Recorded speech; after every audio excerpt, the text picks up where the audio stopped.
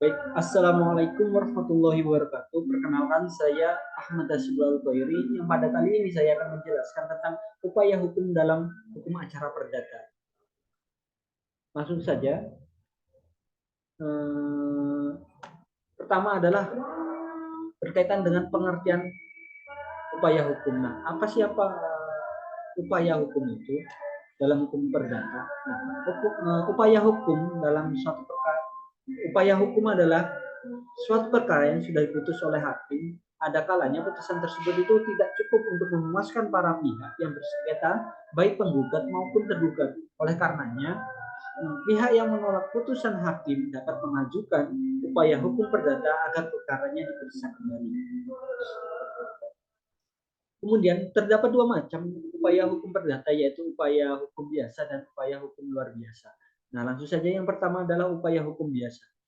Upaya hukum biasa pada asasnya terbuka untuk setiap putusan selama tenggang waktu yang ditentukan oleh undang-undang.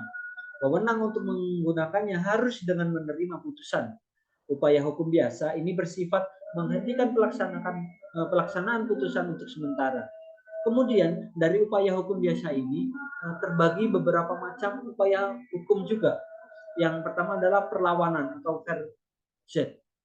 Verjet ini merupakan upaya hukum perdata terhadap putusan yang dijatuhkan pengadilan terhadap putusan tanpa hadirnya pihak tergugat atau putusan verstek. Dasar hukum upaya hukum verjet ini diatur dalam pasal 125 ayat 3 junto pasal 129 HIR pada pasal 149 ayat 3 junto pasal 153 RBG. Perlawanan ini pada prinsipnya disediakan bagi pihak tergugat yang dikalahkan tenggang waktu mengajukan verjet menurut pasal 129 ayat 2 HIR. Perlawanan dapat diajukan dalam tenggang waktu 14 hari sejak pemberitahuan. Kemudian upaya hukum biasa yang kedua adalah banding. Nah, upaya hukum banding ini merupakan upaya dari salah satu pihak, baik pihak penggugat ataupun tergugat, yang tidak menerima suatu putusan pengadilan karena merasa haknya terserang oleh akibat adanya putusan itu.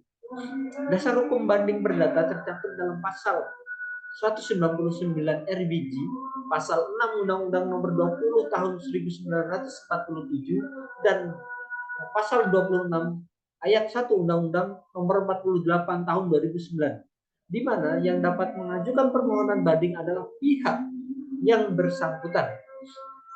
Banding harus diajukan dalam tenggang waktu 14 hari sejak putusan diucapkan. Apabila para pihak hadir pada suatu putusan diucapkan oleh majelis hakim atau 14 hari sejak pemberitahuan putusan apabila para pihak tidak hadir saat putusan dibacakan. Kemudian upaya hukum biasa yang ketiga adalah kasasi. Nah, kasasi ini merupakan suatu upaya hukum yang merupakan wewenang dari Mahkamah Agung untuk memeriksa kembali putusan pengadilan tingkat banding atau tingkat terakhir dari semua lingkungan peradilan. Tugas Mahkamah Agung dalam tingkat kasasi adalah menguji putusan pengadilan sebelumnya tentang sudah tepat atau tidaknya penerapan hukum yang dilakukan terhadap kasus yang bersangkutan yang duduk perkaranya telah ditetapkan oleh pengadilan sebelumnya. Tentang waktu untuk mengajukan kasasi adalah 14 hari sejak putusan atau penetapan pengadilan tinggi disampaikan kepada yang bersangkutan, serta 14 hari terhitung sejak menyatakan kasasi. Pemohon wajib menyerahkan memori kasasi. Kemudian berbeda dengan banding, memori banding bukanlah menjadi kewajiban bagi pemohon banding, akan tetapi dalam kasasi, memori kasasi adalah kewajiban bagi pemohon kasasi untuk diserahkan. Artinya, apabila memori kasasi itu tidak dibuat, pemohon kasasi akan ditolak.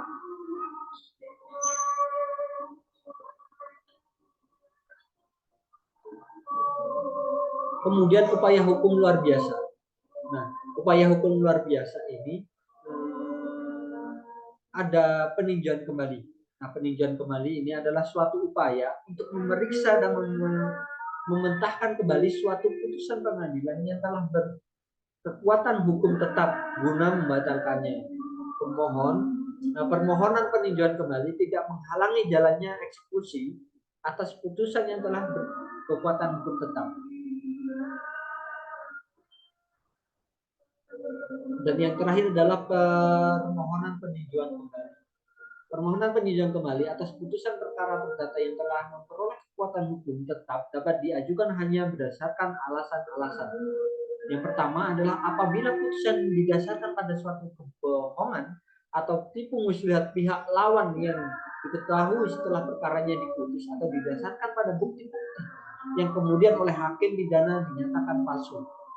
Kemudian apabila setelah perkara diputus ditemukan surat-surat bukti yang bersifat menentukan yang pada waktu perkara diperiksa tidak dapat ditemukan. Kemudian apabila setelah perkara diputus atau ditemukan surat bukti-bukti yang bersifat menentukan yang pada waktu perkara diperiksa tidak dapat ditemukan. Kemudian apabila telah dikabulkan suatu hal yang tidak dituntut atau lebih dari pada yang dituntut. Kemudian apabila mengenai sesuatu bagian dari tuntutan belum diputus tanpa dipertimbangkan sebab-sebabnya. Apabila antara dan yang terakhir, apabila antara pihak-pihak yang sama mengenai suatu soal yang sama atas dasar yang sama oleh pengadilan yang sama atau sama tingkatannya telah diberikan putusan yang bertentangan satu dengan yang lainnya. Kemudian yang terakhir adalah apabila dalam suatu putusan terdapat suatu kehilapan hakim atau suatu keliruan yang nyata. Mungkin itu saja yang berkaitan dengan upaya hukum dalam hukum perdata. Kurang lebihnya saya mohon maaf sebesar-besarnya. Wabillahi taufiq wal hidayah. Wassalamualaikum warahmatullahi wabarakatuh.